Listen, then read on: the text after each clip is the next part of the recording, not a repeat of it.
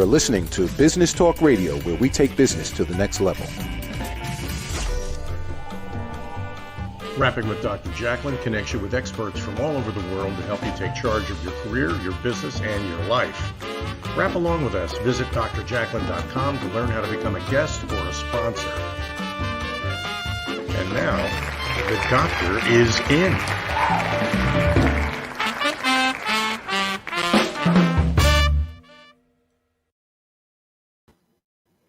Hello and welcome, or welcome back. It's our 5th show today, and we are thrilled to have you. You are watching Rapping with Dr. Jacalyn presents A Better You. Lessons from the best coaches, consultants, and trusted advisors.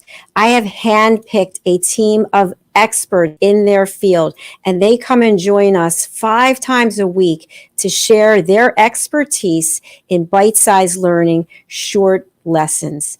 I am your host, executive producer, director, and broadcast engineer, Dr. Jacalyn Kerbeck.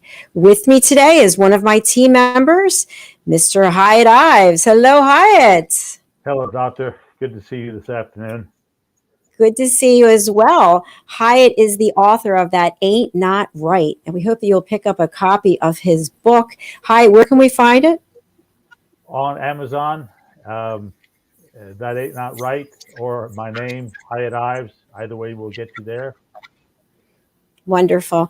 Hiett has been here a number of times presenting lessons, and his previous lessons were the influence of Latin, French, and Spanish on the English language. And today, you're going to share a new language with us that has had influence on our language, and that is Chinese, which is very exciting. I love how you keep coming up with these insightful presentations, Hiett. It's getting. I'm interested to see where I'm going to go from here. I don't have it on schedule yet, but it's going to be there. There'll be something else. Wonderful. Well, I'm going to spotlight you. And before you give your lesson, why don't you just tell us a little bit about you, and then feel free to go ahead into the lesson. Okay. I got my love of English from an English boarding school. I was recognized as the best writer in the school as an underclassman. And it took me several years thereafter to say to myself, if the British Jesuits are recognizing that skill, perhaps it's one that I ought to hone. So I did, and have enjoyed it ever since. And I do a weekly That Ain't Not Right Use and Abuse of the English Language mail out on MailChimp. And I've been doing that for close to 5 years. And I've got one book and the second one coming. And so here we go. I enjoy this. And we're going to look at Chinese today. And I apologize for the my technical problems here. But we're going to look at, start with a couple of questions. How old do you feel the Chinese language is? And I've got to give you a choice, 2,000, 4,000, or 6,000 years. Well, the answer is 4,000. Can you still hear me? Yes, we can hear you. Okay. All right, great. All right, so it's over 4,000 years old. And which came first, the Cantonese or Mandarin? Well, it's actually Cantonese was the first of the two. So let me give you a little bit of an overview. The Chinese language is the oldest written language in the world, with at least 6,000 years of history. Chinese character inscriptions have been found on turtle shells dating from the Shang Dynasty, 1766 BC. That's not 1766 AD, that's 1766 BC to 1123 BC. So that's almost 4,000 years ago. And between the Cantonese and Mandarin, Cantonese is believed to have originated after the fall of the Han Dynasty in 220 AD, when long periods of war caused northern Chinese to flee south, taking with them their ancient language. The Mandarin was documented much later in the Yan dynasty of the 14th century. So these Chinese characters, can modern Chinese read them? Well, the question is, how ancient is the text? If you're looking at the regular old Chinese, the inscriptions on bones and tortoise shells, probably not. But if you're talking about the most recent 2,000 years, you can get back to the ancient Chinese texts, give those to an ordinary Chinese person, and while he or she may not totally understand it, they'll be able to give you the ins and outs of it. So it's a very ancient and very long-standing language. Today we're going to look at some categories, food and cooking related, a couple of Thai words that you will very much recognize. We'll have a few lifestyle words, and then some animal words, and then we'll have a rousing send-off for this holiday weekend. So, going into the food and cooking category, chow. Well, chow refers to food, and chow dao means to eat. This is from the Chinese English pidgin dating back to the 1800s when Chinese laborers built the railroads in California. There are different stories on this word's origin. One of which is that it came from the Chinese word for stir fry. So there's chow. And you can't eat chow without chopsticks. Chopsticks are a shaped pair of equal length sticks used as kitchen and eating utensils. And it's used in most East Asian countries for the last 3 millennia. That's the last 3,000 years. First used in the Chinese, they later spread to other East Asian cultural sphere countries such as Japan, Korea, and Vietnam. You find them all over the Pacific Rim. And of course, what do you cook everything in? Well, you cook it in a wok.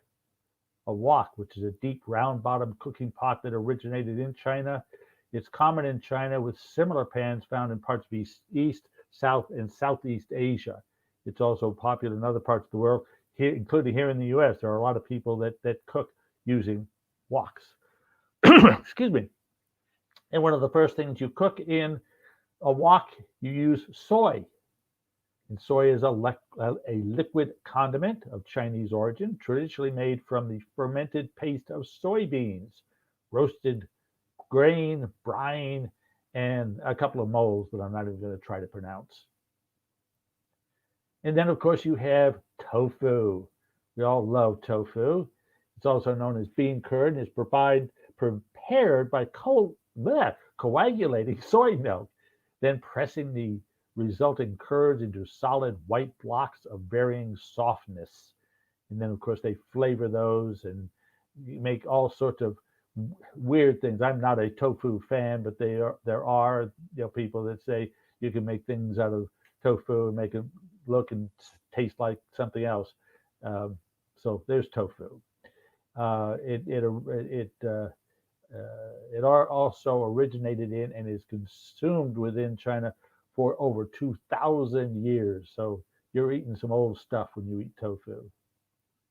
And then, of course, you have the wontons. Your wontons, which it's actually a type of bread, but the difference of wontons is that wontons have fillings inside of them and are eaten after being steamed and boiled.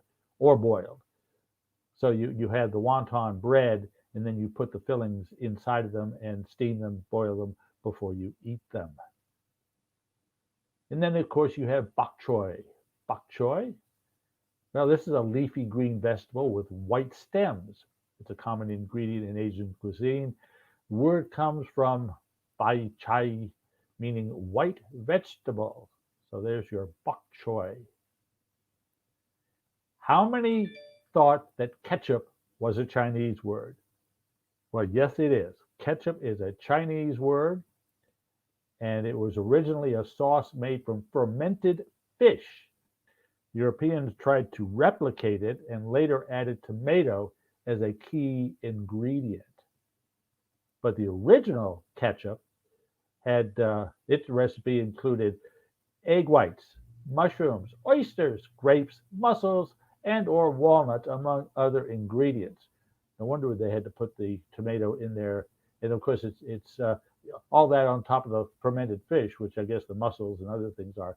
So anyway, ketchup has a very long and ancient background, and it ain't just for hot dogs. And of course, you're going to wash all of that good food down with tea. Tea, most European languages call it te, where tea comes from the Amoy port, and others call it cha or che, the Mandarin pronunciation, where tea comes to us via the Silk Road. All right, here are our two Thai words. Tycoon. Tycoon is a great nobleman, someone who has achieved great success and enormous wealth through the ownership of multiple lines of enterprise. We've all known some tycoons, and that's where it comes from. It's a Chinese word. The other Thai word we're going to look at is typhoon. Typhoon is literally the wind that comes from Taiwan.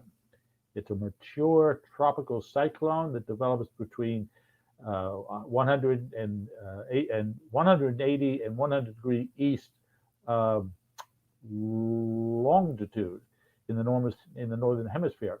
A case in point here: typhoons, cyclones, hurricanes north of the equator rotate counterclockwise. You go south of the equator, and your cyclones, hurricanes, and typhoons rotate clockwise. One of those little bit of trivia. So everything north of the equator is counterclockwise. Everything south of the equator is clockwise. All right, let's look at some lifestyle words. Yin and yang. Yin and yang. Yin means the feminine, dark, and yang means the masculine and bright concepts of dualism. Describes how seemingly opposite or contrary forces may actually be complementary, interconnected, and interdependent in the natural world. We could write a whole book, and of course, many, many books have been written on the yin and yang, but in a real nutshell, there's a brief description, brief definition of yin and yang. Tai Chi. What is Tai Chi? Well, it's great ultimate, a form of physical discipline. It's from the Mandarin, which means great ultimate fist fighting. So there's a Tai Chi. Zen. We've all heard of Zen. Well, Zen emphasizes rigorous self-restraint, meditation practice, and insight into the nature of the mind, the personal expression of the insight in daily life, especially for the benefit of others. A little bit convoluted there, but Zen is the self-restrained meditative practice. And then, of course, there's feng shui. Feng shui. Feng shui. I can't even read what I have written here. Feng shui. The practice of feng shui is thought to balance the energies in the environment and bring about good fortune. It comes from the Chinese feng shui, meaning natural surroundings, or literally wind and water. And of course, a lot of people like to design buildings and homes with feng shui as an integral part, so that there is a good fortune and good balance in the facility. Then we go to a game. We call it the game of mahjong. Mahjong is a Chinese gambling game. It comes from both the Cantonese and from the Mandarin, which literally means both of those words and I'm not even going to try to pronounce them. Both in Cantonese and Mandarin they mean sparrow, and one of the reasons it's called that is because a sparrow is often pictured on the first tile of a playing set, a mahjong playing set. And here we come with the animals. We're going to have a couple of animals here. A Shih Tzu, and that's a Tibetan dog breed with a long, silky coat. It comes from Tai Chi Quan. And then you got the Shar Pei, Shar-Pei. That's a breed of dog with characteristically brown, wrinkly skin and a blue-black tongue. The Shar-Pei comes from Sharpie, meaning sandy skin. And before we round out, before I do that, I'm going to mention something about chopsticks. I failed to do this way back at the beginning, but when I first went to China in 1980, all they gave us were chopsticks, and I was there for a month, so I became quite competent. Yeah, if you didn't become competent, you didn't eat. But I knew I was doing pretty well just before I left, where I was using my chopsticks to pull chicken off the bone. I was using reverse chopsticks rather than using it to pick something up. I was using it to take something apart. So chopsticks have multiple uses, and whenever I go to a Oriental restaurant, I always use chopsticks. All right, we're going to round things out here with gung ho. Gung ho, to show enthusiasm, from the name of the Chinese industrial cooperatives, which means work together. You've heard of the Chinese co-ops. Well, co-ops are gung ho. And a little known fact, in 1942, a U.S. Marine Lieutenant, Evans Carlson, saw and admired the work ethic of these communes and took the phrase back to America as an unofficial slogan for the Marines. So the unofficial slogan of the Marines is gung ho. And we'll end this with chop chop. Chop chop. The famous phrase for hurry up, chop chop, comes from the Cantonese word gap, which in Mandarin is ji, both meaning in a rush. So I ended my French lesson with, my Latin lesson with rigor mortis, and I'm going to end my Chinese lesson with chop chop, the reverse thereof. So there you have it. You've got something about some cooking words from Chinese, some lifestyle words, some animal words, and with a few others thrown in just for fun. Whoa, so much more. Yep. Okay. Thank you, ma'am. Well done. Well done. Thank you, Hiett. That was very interesting. We did have some comments from a dear friend, Mitch. I is on this. That's pretty funny. And this is always a big one. When do you say lay or lie? I'm going to lay down. So people lie. Books lay, people lie, right? Yes. What? People are liars.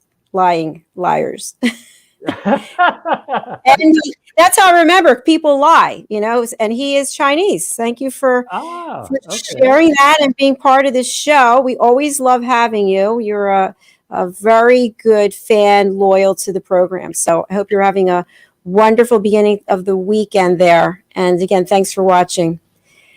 Hiett, it's always a pleasure. I'm looking forward to having you back. I'm not sure if you're coming next week or whenever, but always learning from you. I've got to get myself on the schedule. I know I booked up through this week, and I will literally go from here to the schedule and get myself back on. So I've got six programs under my belt, and I've got a few more to go. I will update the leaderboard and send out over the weekend with the updates. So thank you again for being here. It's a pleasure seeing you. I am going to run. I have a show starting in 9 minutes. So I'm just going to close it out and wish everyone a lovely weekend. And hopefully you'll join us on our next show, which is presenting Pet Psychic Amina. So that's a wrap for today. Thank you so much. Hiett, great seeing you. All right. Take care. Bye-bye.